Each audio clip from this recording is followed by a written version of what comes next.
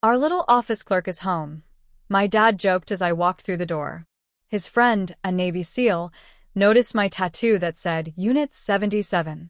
His smile disappeared instantly.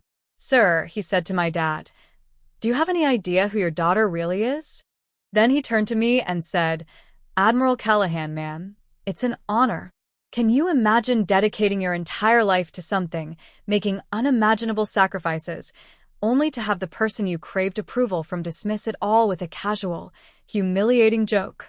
That's exactly what my father did to me, right in front of a decorated Navy SEAL, and what happened next shattered everything I thought I knew about us. You see, I grew up knowing what duty meant before I even knew how to spell it. My father, Edward Callahan, was a Navy logistics officer, the kind of man who retired as a lieutenant commander, meticulously ensuring ammunition arrived on time and supply chains never collapsed. For him, real service meant boots on the ground, steel on target. Everything else? That was just support work. I was just 8 years old when he pinned his retirement insignia into a shadow box and told me the military was no place for women who couldn't handle combat. It was a subtle sting, but it stuck. 22 years later, I proved him wrong. I joined anyway. He didn't protest, not really. He just signed the paperwork with the same neutral expression he used for requisition forms. I think he assumed I'd wash out, or maybe just settle into some quiet, administrative role, safe and unremarkable. But that wasn't me. I went to officer candidate school in Rhode Island, graduated near the top of my class, and accepted my commission at 23. My father came to the ceremony, but he left early. Said he had a retirement luncheon with his old logistics buddies. I told myself it didn't matter. It hurt, though. A deep, familiar ache. My early years were spent in intelligence, first on a destroyer, then in San Diego. I was good. Really good. I could connect dots others missed, anticipate enemy movements through fragments of intercepted comms and satellite imagery. By 26, I was a lieutenant. By 30, a lieutenant commander. I worked with SEAL teams, Marine Recon, Air Force Special Ops. I learned their language, their rhythms, their way of thinking about risk. But I also learned they didn't take me seriously until I'd proven myself 3 times over. Every single time. At 33, I was selected to command a joint intelligence fusion cell in Bahrain. I called my father to tell him, and he just described it as desk work in the desert. I could hear a baseball game on in the background, a Padres game. I didn't correct him. I didn't tell him that my desk work involved coordinating real-time intelligence for strike packages hitting high-value targets across 2 theaters of war. I didn't mention the nights I stayed awake, tracking assets in hostile territory, or the commendation I received when one of my assessments prevented a massacre. He wouldn't have understood. Or maybe he would have, and that was somehow worse. By 37, I was a commander, an O5. I wasn't just analyzing threats anymore. I was shaping operations, working directly with special warfare units in classified spaces where my name didn't appear on any public roster. My father knew about the promotion. I'd sent him a photo of the ceremony. He texted back, "Congrats on the promotion. Your mother would have been proud." My mother. She died when I was 19, just before high school graduation. She was the one who told me I could do anything. My father was the one who believed I shouldn't. Then, when I turned 40, I was read into Unit 77. It wasn't a unit you applied for, it found you. Officially, it didn't exist. Unofficially, it was a joint task force specializing in clandestine recovery, hostages, downed pilots, captured intelligence assets. We pulled people out of places no one else could reach. I was appointed executive officer under a 2-star admiral who was 3 years from retirement. He told me I was selected because I had the rare combination of operational intuition and bureaucratic patience. You know how to fight and how to wait, he said. That's what this job takes. 18 months later, he retired, and I took command. At 41, I was promoted to captain, an O6. This is the rank that separates career officers from those destined for flag rank. My father didn't attend that ceremony either. Said he had a doctor's appointment he couldn't reschedule. I didn't push. Captain Lopez, my second in command, stood in as my guest. Afterward, She asked if I was okay. I told her I was. I think I even believed it. I spent the next 2 years running operations across 3 continents, coordinating with the CIA, the State Department, countless intelligence services. I made decisions that saved lives, and decisions that cost them. I slept 4 hours a night and lived out of a secure facility in Virginia that smelled like recycled air and bad coffee. My father called twice in that span. Once, to ask if I could help his neighbor's son get into the Naval Academy. I couldn't. And once, to tell me about a reunion he'd attended where someone's son had just made SEAL Team 6. Now that's a real accomplishment, he said. I told him I had to go, had a briefing in 10 minutes. It wasn't a lie. At 43, I was promoted to Rear Admiral, lower half, and 07. It came with a ceremony at the Pentagon, a new set of responsibilities, and a speech from the Deputy Chief of Naval Operations about leadership and sacrifice. My father sent flowers. The card read, "Congratulations on your promotion. Still can't believe they let you get this far." I kept that card in my desk drawer for 2 weeks, just staring at it, before I finally threw it away.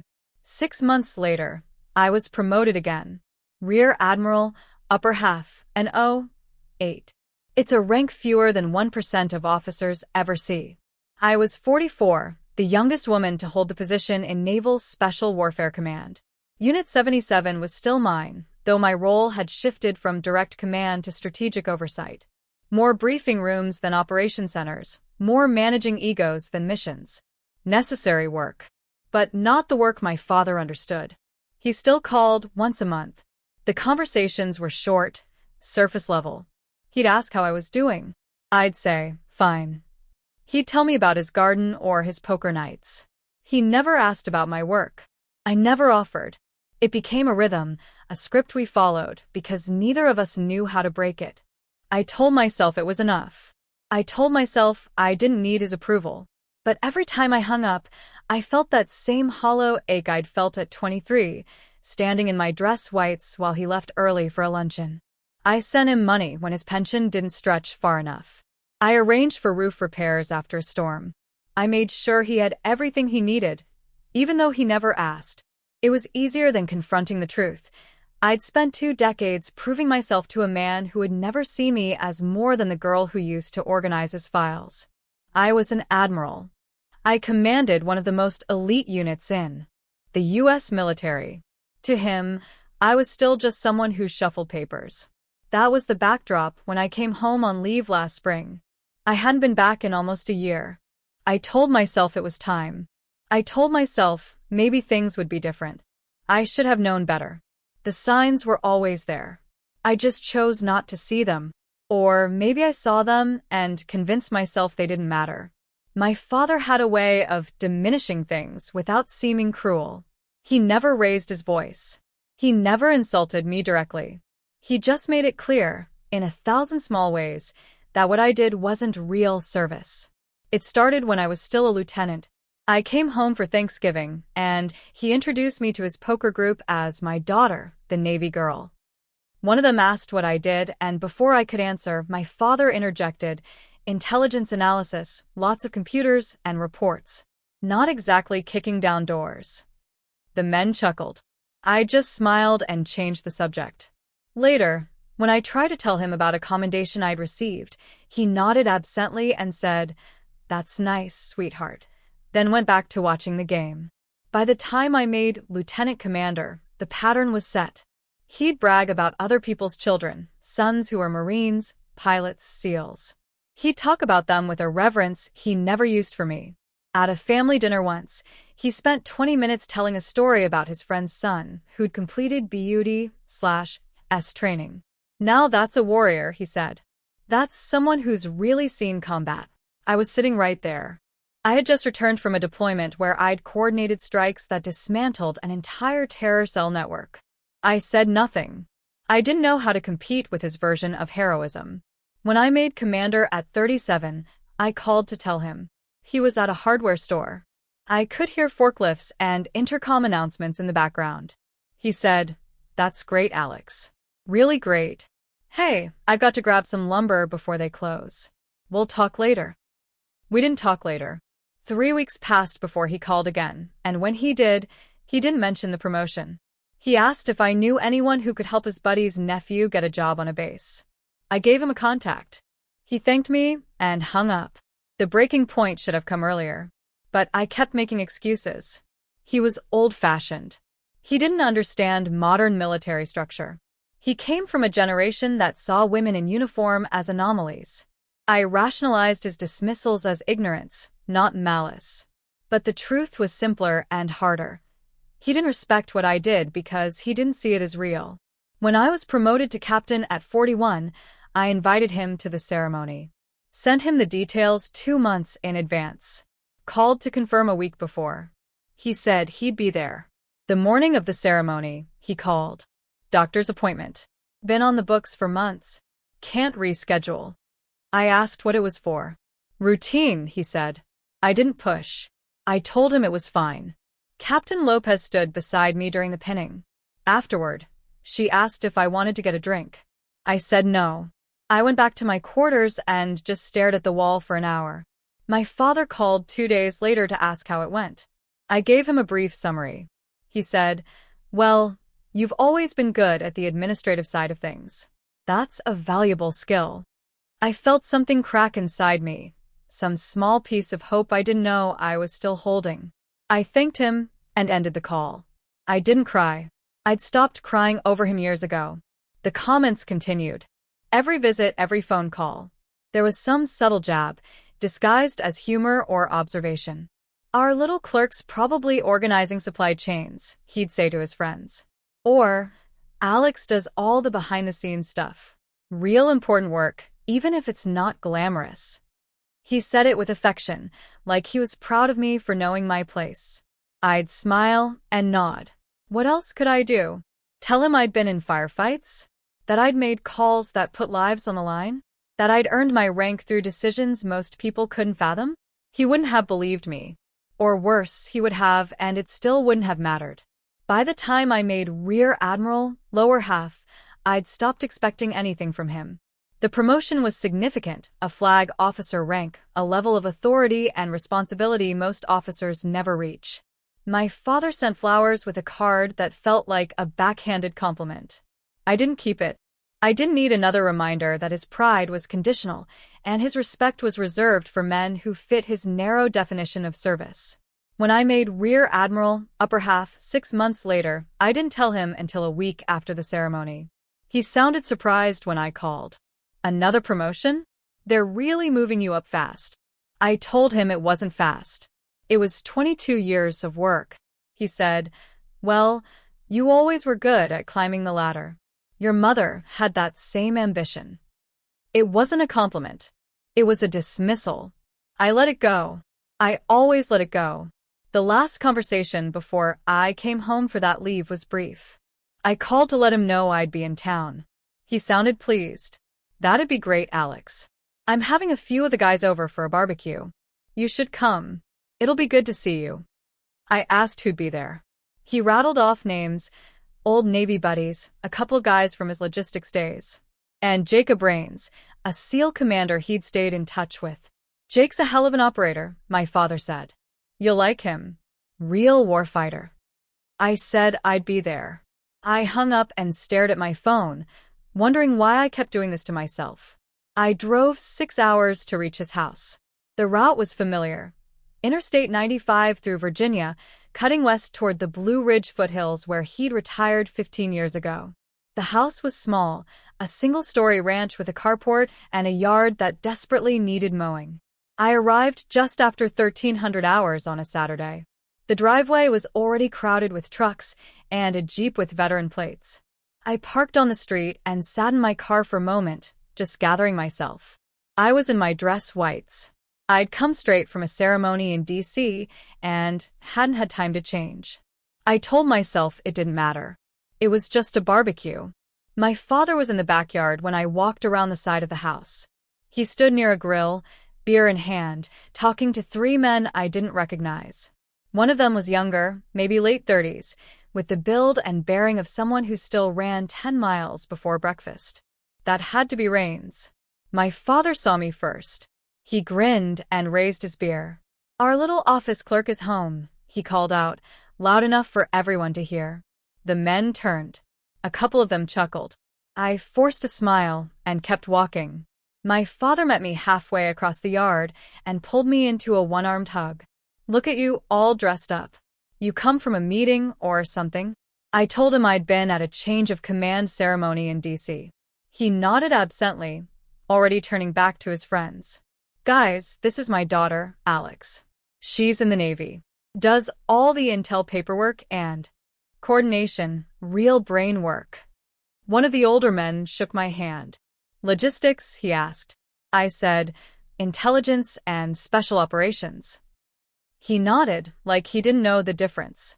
The younger man, Rains, stepped forward. He had sharp eyes and the kind of calm intensity you see in operators who've spent years in bad places. He extended his hand. Commander Rains, he said. Good to meet you, ma'am. Likewise, I replied. My father clapped Rains on the shoulder.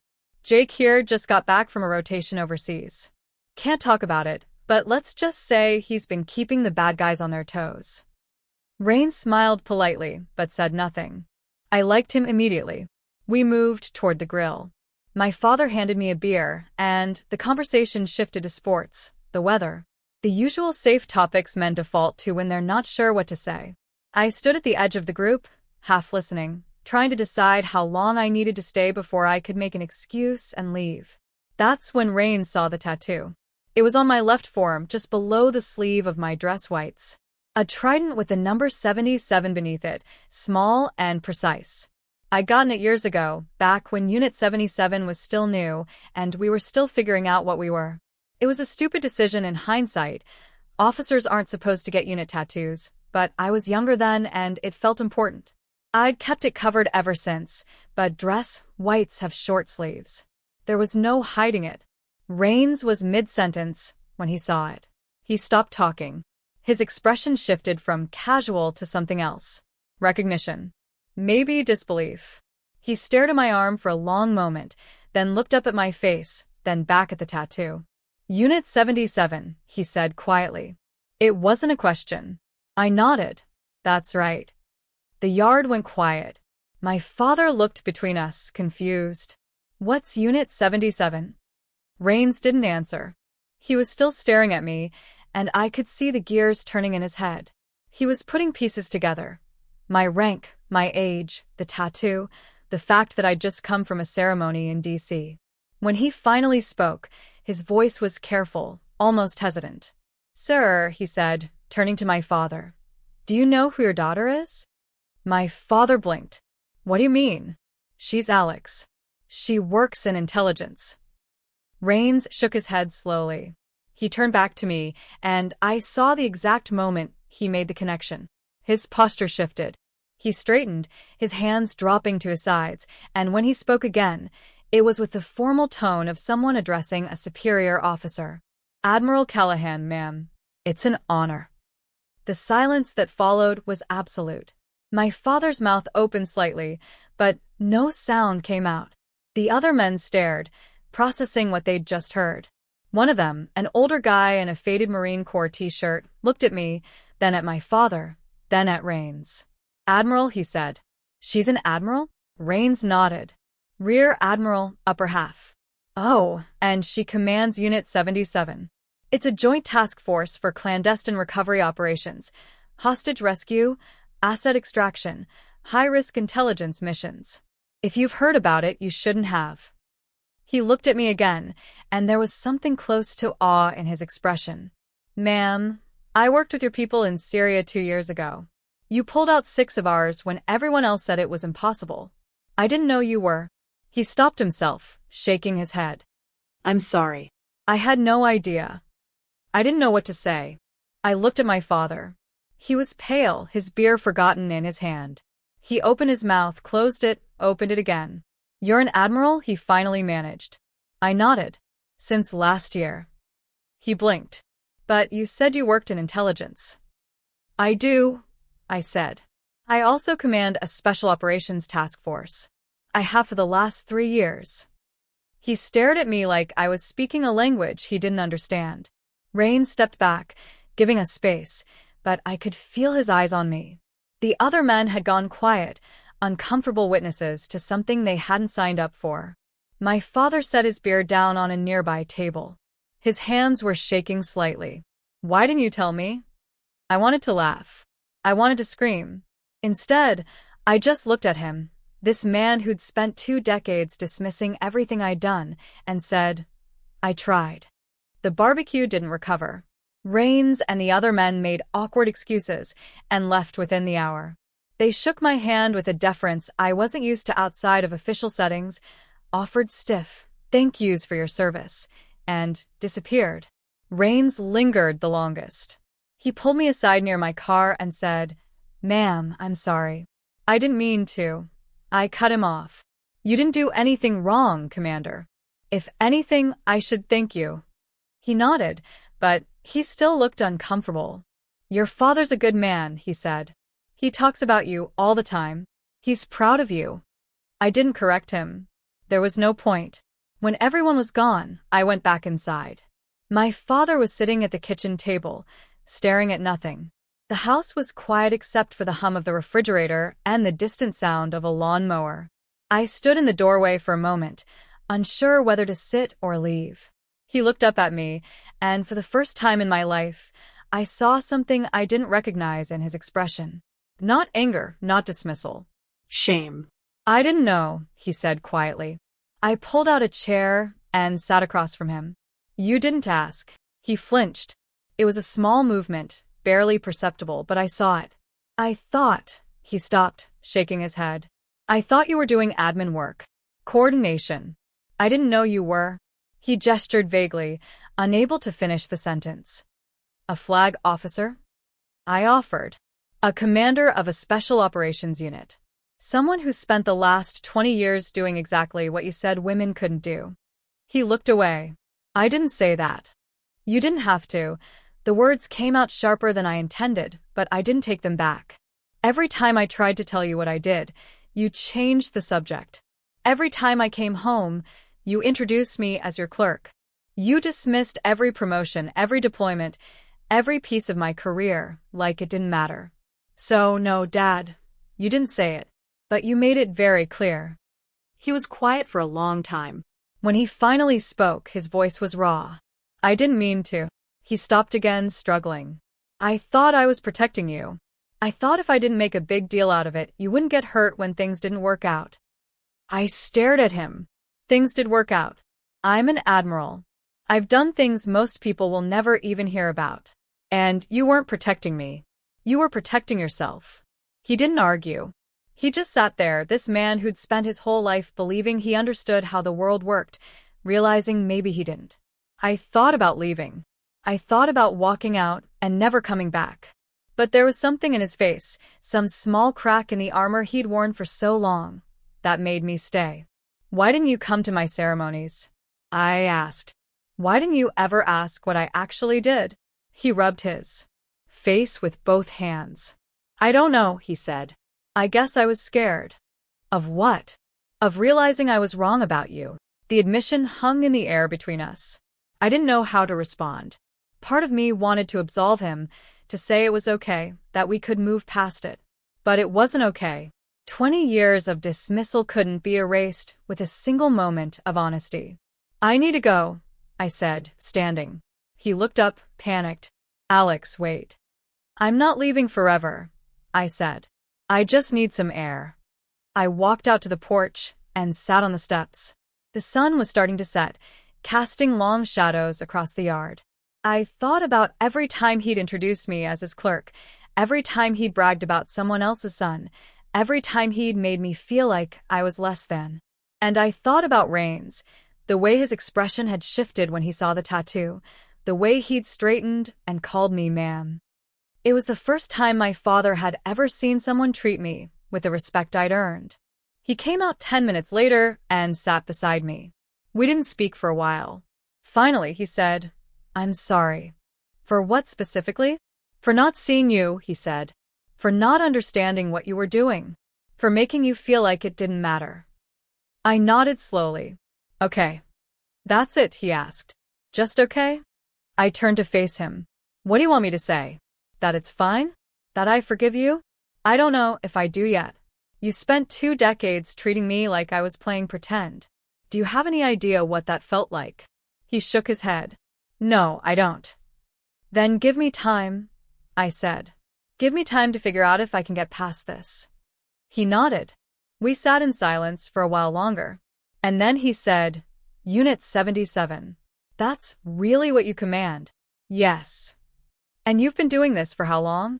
3 years in command, but I've been working in special operations for over a decade. He let out a long breath. Jesus, Alex, I had no idea. I know, I said. And that was the problem. I didn't see my father for 3 months after that. We spoke on the phone twice, short, stilted conversations where neither of us knew quite what to say. He asked how I was doing. I said, fine. He asked if I was safe. I told him as much as I could, which wasn't much. He didn't press. It was progress, I suppose, but it didn't feel like enough. Word spread quickly through the veteran community in his town. My father told me later that within a week, everyone knew. The man who'd spent years dismissing his daughter's career suddenly found himself fielding questions about what it was like to raise a flag officer. He handled it poorly at first. He tried to deflect, to downplay, to pretend he'd always known. But the men he'd served with weren't stupid. They could read between the lines. One of them, a retired Marine colonel, apparently cornered him at a VFW meeting and said, Ed, you've been telling us for years your daughter pushes papers. Meanwhile, she's out there running missions most of us couldn't even dream of. What the hell were you thinking? My father didn't have an answer. He called me that night, and for the first time in my life, he sounded small. They all know, he said. Everyone's talking about it. I was in my office at the time, reviewing mission briefs for an operation in the Horn of Africa. I set down my pen and leaned back in my chair. And I asked, and I feel like an idiot. You should, I said. It wasn't kind, but it was true. He was quiet for a moment, then said, I started reading about Unit 77. There's not much out there, but I found some articles, some old news reports about missions that weren't attributed to anyone. Was that you? Some of it, I said. Most of it you'll never read about. Why not? Because that's how it works, Dad. We don't exist on paper. We do the jobs no one else can do, and then we disappear. That's the point. He let out a long breath. I had no idea. I thought. He stopped. I don't know what I thought. I felt something shift in me then, a small loosening of the anger I'd been carrying. He was trying. It was clumsy and inadequate, but he was trying. Dad, I said, I need you to understand something. I didn't do this for recognition. I didn't do it to prove you wrong. I did it because it mattered, because people's lives depended on someone making hard calls, and I was willing to make them. But it would have been nice to know that you saw that you respected it. I do know, he said. I know that doesn't fix anything, but I do. Okay, I said. That's a start. We talked for another 20 minutes. He asked questions, careful, tentative questions about my work, my rank, what it meant to command a unit like 77. I answered what I could. It wasn't a full reconciliation, but it was the first real conversation we'd had in years. Over the next few months, something changed. He started calling more often, and the calls felt different. He wasn't trying to impress me with stories about other people's accomplishments. He wasn't dismissing what I did. He asked about my day, my deployments, the people I worked with. He still didn't understand most of it, but he was trying to. That mattered. He also started going to therapy. He didn't tell me at first. I found out through a mutual friend who ran into him at the VA. When I asked him about it, he was embarrassed. I figured I should talk to someone, he said. About what? About why I treated you the way I did, about why I couldn't see what was right in front of me. I didn't know what to say. I settled on. That's good, Dad. I'm glad. I saw the change in other ways, too. He stopped bragging about other people's kids. He stopped introducing me as his clerk. When someone asked what I did, he'd say, she's a rear admiral in the Navy, commands a special operations unit. I can't tell you much more than that, but I'm proud of her. The first time I heard him say that, I almost cried. But pride wasn't the same as understanding, and respect wasn't the same as repair. There were still moments when I'd catch him looking at me like he didn't recognize me, like the daughter he thought he knew had been replaced by someone else entirely. Maybe that was true. Maybe I had changed so much that the girl he remembered didn't exist anymore. Or maybe she never did. I threw myself into work. It was easier than dealing with the mess at home. I had operations to plan, people to protect, missions to execute. Unit 77 ran 3 major operations in those months, all successful. We pulled a kidnapped journalist out of Yemen, extracted a compromised intelligence asset from Eastern Europe, and recovered sensitive materials from a downed reconnaissance drone in the South China Sea. Each one required precision, coordination, and a level of risk management that kept me awake at night. But they worked. My people came home. That was all that mattered. Captain Lopez noticed I was different. We were reviewing after-action reports one evening when she said, "You okay, ma'am? You seem distracted." I told her I was fine. She didn't believe me. "If you need to talk." "I don't," I said. Then softer, "But thank you." She nodded and went back to the reports, but I could feel her watching me. Lopez was good at reading people. It was one of the reasons I'd chosen her as my second. She knew when to push and when to let things go. She let this go. That night, alone in my quarters, I thought about my father. I thought about the way he looked at me on that porch. The shame in his eyes, the apology he didn't know how to give. I thought about the years I'd spent trying to earn his respect, the ways I'd bent myself into shapes I thought he'd approve of. And I thought about the fact that I'd made it to Admiral without him ever understanding what that meant. Maybe he understood now, maybe he didn't. Either way, I'd done it. And that had to be enough. The invitation came in late autumn. A formal request from Naval Special Warfare Command for me to attend a change of command ceremony in San Diego. I was handing over Unit 77 to my successor, Captain Elena Park, a brilliant officer I'd mentored for the past 2 years. It was time. I'd been in command for 3 years, and the toll was starting to show. I needed a new challenge, a new mission. I'd been offered a position as Deputy Chief of Naval Operations for Information Warfare. It was a significant move, a desk at the Pentagon, a voice in strategic decisions that would shape the Navy for the next decade. I accepted. I called my father to tell him about the ceremony. I didn't expect him to come. San Diego was a long trip, and his health had been declining. But when I asked, he didn't hesitate. "I'll be there," he said. I wouldn't miss it. I told him he didn't have to. He said, "I know, but I want to." The ceremony was scheduled for early December, a crisp Saturday morning at Naval Amphibious Base Coronado. The sky was clear, the ocean visible in the distance. The kind of perfect California day that feels stolen from a postcard. I arrived early, dressed in service dress blues, my uniform crisp, ribbons aligned. The ceremony would be formal. Dignitaries, senior officers, a speech or two. I'd done this before, but never from this side. Never as the one letting go. My father arrived an hour before the ceremony. I saw him from across the parade ground, walking slowly, with a cane I didn't know he needed.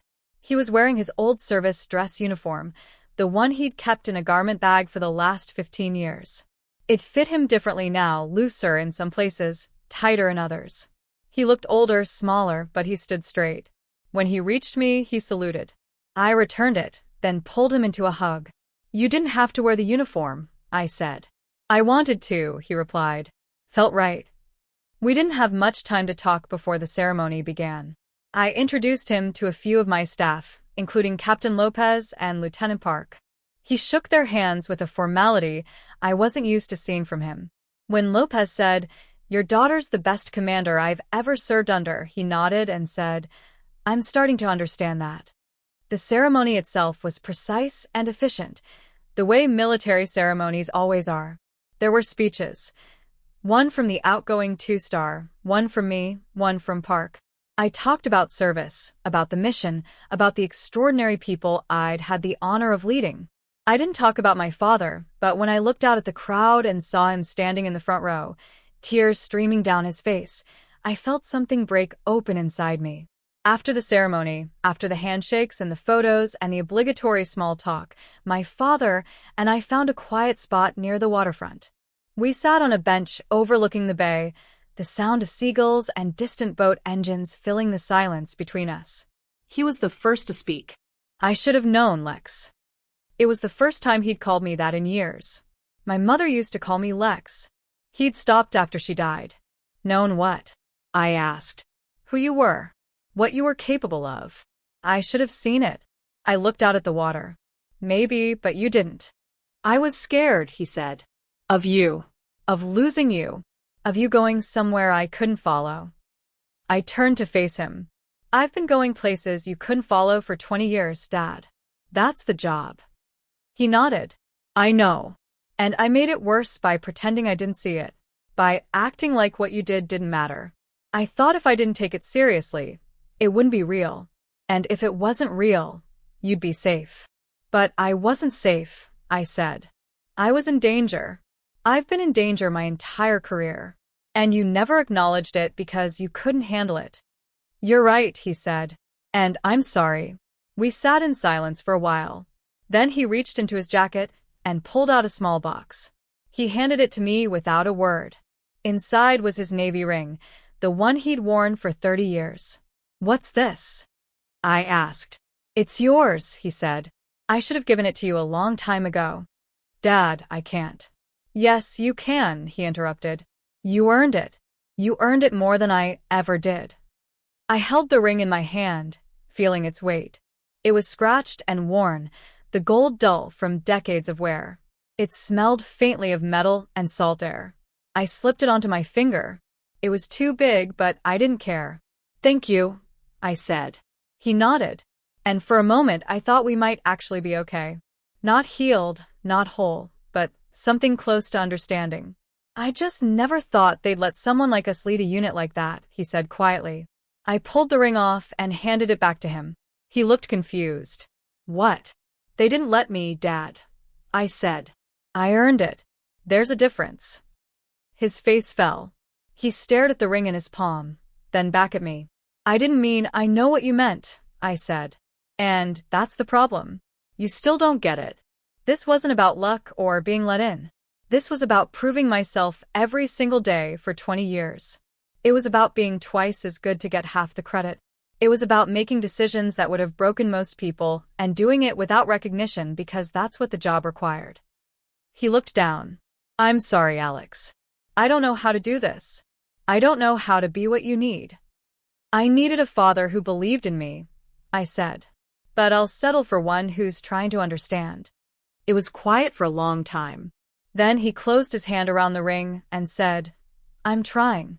I know it doesn't fix anything, but I am. I nodded. I know. We sat there until the sun began to set, painting the bay in shades of orange and pink. It wasn't forgiveness. Not yet. But it was something. A crack in the wall, a possibility. When we finally stood to leave, he offered me his arm. I took it, and we walked back toward the parking lot together, an old man in an outdated uniform and his daughter, the Admiral. Neither of us quite sure what came next, but willing to find out. The months that followed were a study in reconstruction. I threw myself into my new role at the Pentagon, learning the rhythms of bureaucratic warfare, navigating the politics of joint operations planning and information warfare strategy. It was different from commanding Unit 77, less immediate, more abstract, but no less important. The decisions I made would ripple through.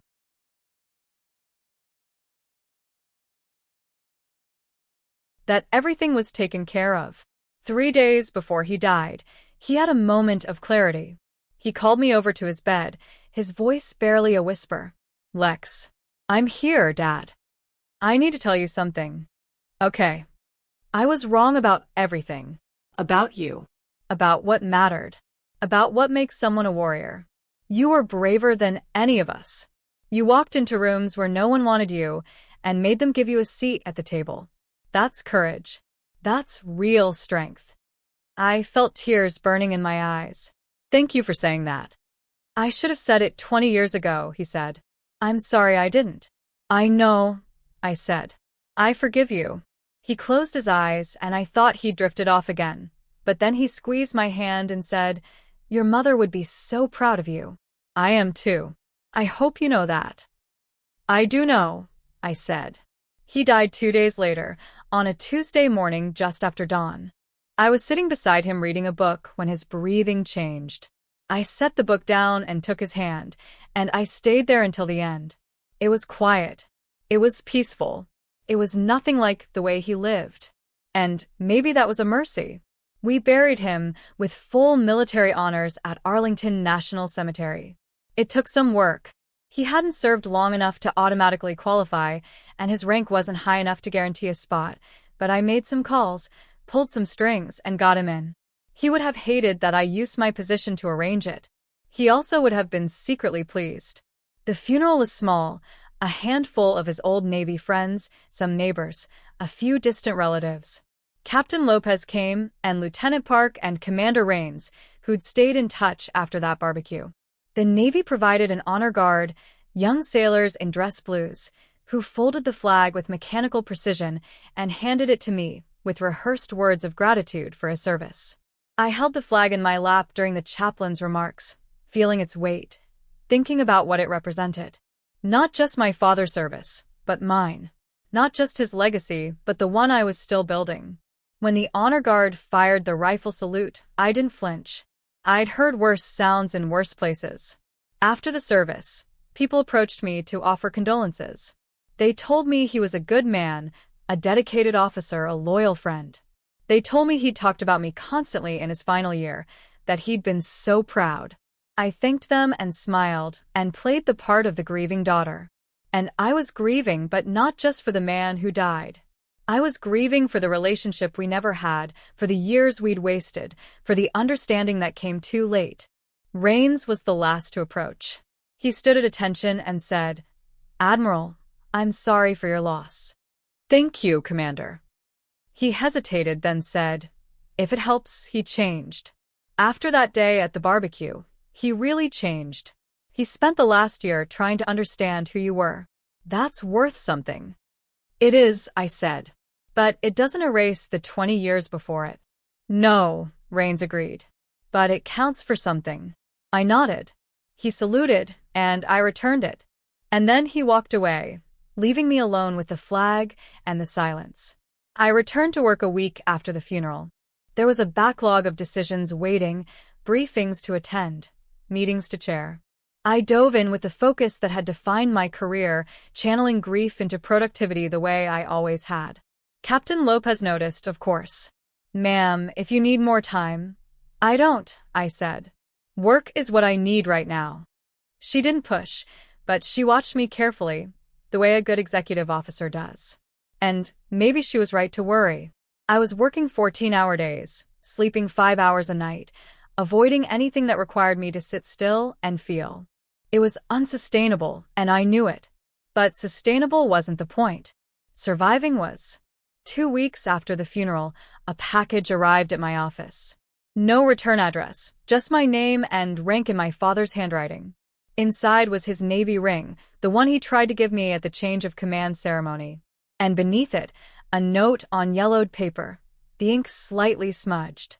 "Lex, asterisk, if you're reading this, I'm gone. I'm sorry I couldn't give this to you in person, but you gave it back last time, and I understood why. I didn't earn the right to pass it to you, but I want you to have it anyway. Not because of what I did, but because of what you've done. You didn't just meet the standard. You became the standard. I wish I'd told you that more. I wish I'd seen it sooner, but I see it now. You're not my little clerk. You never were. You're Admiral Alexander Callahan, and you're everything I should have been. Carry this if you want. Leave it in a drawer if you don't. Either way, know that I finally understood who you were, and I was in awe. Asterisk, Dad, I read the note 3 times. Then I slipped the ring onto my finger. It was still too big, but I didn't care. I wore it for the rest of the day, feeling its weight, its history, the complicated legacy it represented. When Captain Lopez noticed, she didn't say anything. She just nodded, a small gesture of understanding. That night, alone in my quarters, I thought about my father, about the man he'd been, and the man he'd tried to become. about the ways we'd hurt each other, and the small grace of his final year. He'd spent 2 decades dismissing me and 1 year trying to make up for it. It wasn't enough. It would never be enough. But it was something. I thought about my mother, too. The woman who'd believed in me from the beginning, who told me I could do anything. I wished she'd lived to see what I'd become. I wished she'd been there for the promotions, the ceremonies, the moments that mattered. But maybe she had been, in some way I couldn't measure or prove. And I thought about the younger officers I'd mentored, Park, and the dozens of others who'd passed through my commands over the years. Women who'd faced the same quiet dismissals, the same subtle undermining, the same impossible standards. I'd tried to give them what I never had. Someone who saw them, who believed in them, who cleared the path so they didn't have to fight every battle I'd fought. That was the real work. Not the operations or the missions or the classified briefings. The real work was making sure the next generation didn't have to prove themselves the way I had. The real work was changing the culture. One conversation, one decision, one promotion at a time. I pulled out my phone and called Lieutenant Park. She answered on the second ring. "Admiral, is everything okay?" "Everything's fine," I said. "I just wanted to check in. How's command treating you?" "It's good, ma'am. Challenging, but good." "That's how it should be," I said. "Elena, I need you to remember something." "Yes, ma'am." "You belong there. You earned that command through years of hard work and dedication. Don't let anyone make you doubt that. Not your peers, not your superiors, not anyone." There was a pause, then quietly, "Did someone make you doubt it, ma'am?" "For a long time," I said. "Too long. Don't make my mistake." "I won't," she said. "I promise." "Good. "Carry on, Lieutenant." "Aye, ma'am." I hung up and sat in the silence of my quarters, feeling something like peace settle over me. My father had introduced me wrong once. He'd called me his little clerk, dismissed my achievements, refused to see who I'd become. But in the end, he'd seen it. In the end, he'd known. And maybe that was enough. Not forgiveness, not absolution, but acknowledgement. The recognition that I'd done something worthy, something that mattered. I'd served quietly for 20 years, and then someone had finally noticed. Not because I demanded it, but because the truth had a way of revealing itself. I looked down at my father's ring, still too big on my finger, and thought about the note he'd left. "You're everything I should have been," he'd written. But he was wrong about that. I wasn't what he should have been. I was what I'd chosen to become. And that distinction mattered. 5 years later, I stood in the same Pentagon office, now as a 3-star admiral, serving as Deputy Chief of Naval Operations. The responsibilities had grown. The decisions had become weightier. But the core of the work remained the same, protecting people, enabling missions, shaping the future of naval warfare. I was 50 now, with more gray in my hair and more lines around my eyes. But I was still here, still serving, still fighting for the things that mattered. Lieutenant Park was now Commander Park, commanding her own battle group. She'd exceeded every expectation I'd had for her, and I'd had high expectations. We spoke regularly, and every conversation reminded me why I'd chosen this path. Not for recognition or glory, but for the opportunity to build something that would outlast me. My father's ring sat in a small wooden box on my desk next to his final note. I didn't wear it anymore. It was too loose and too impractical for the work I did. But I kept it close.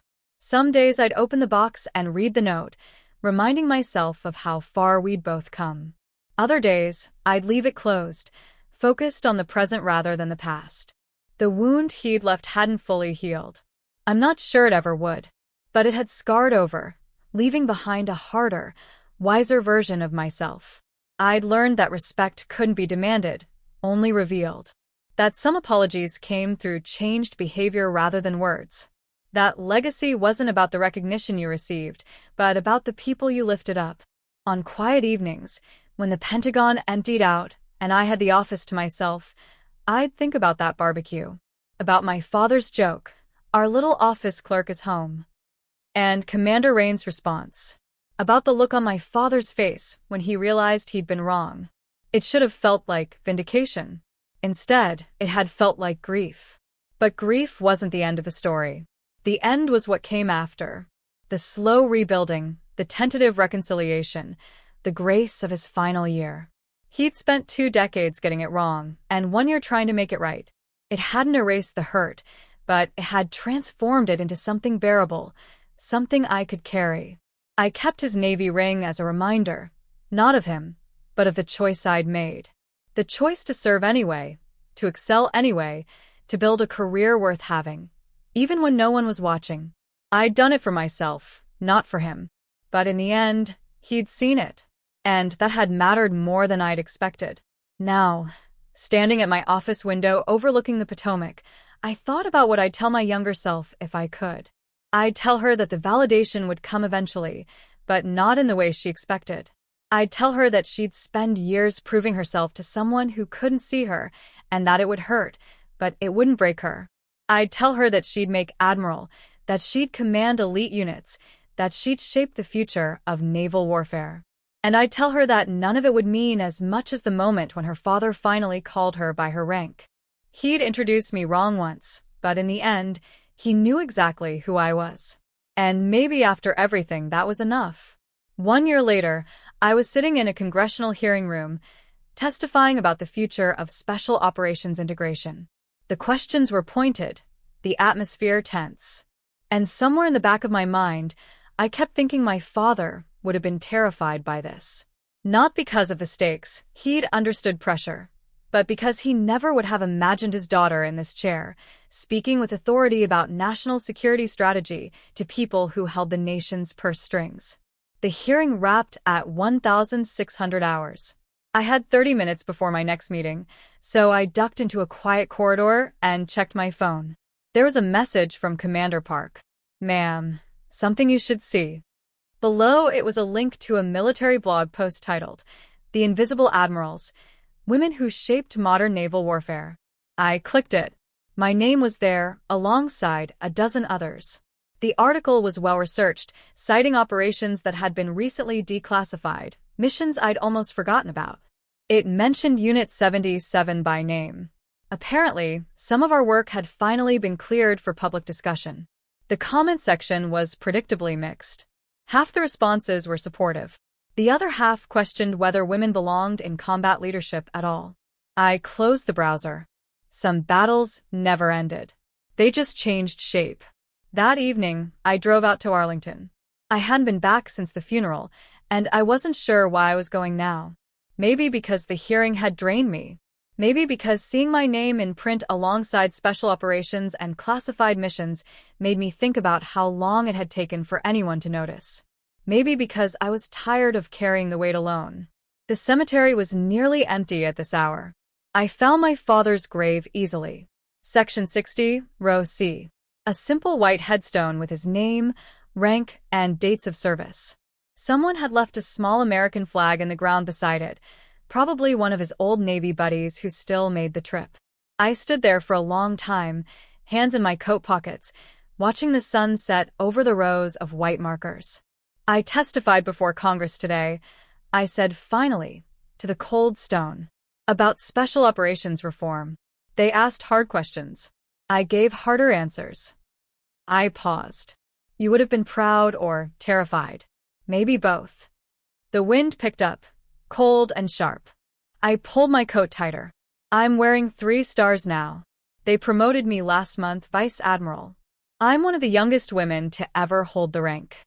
I looked down at the headstone. I thought about calling you. Then I remembered you're not there to answer anymore.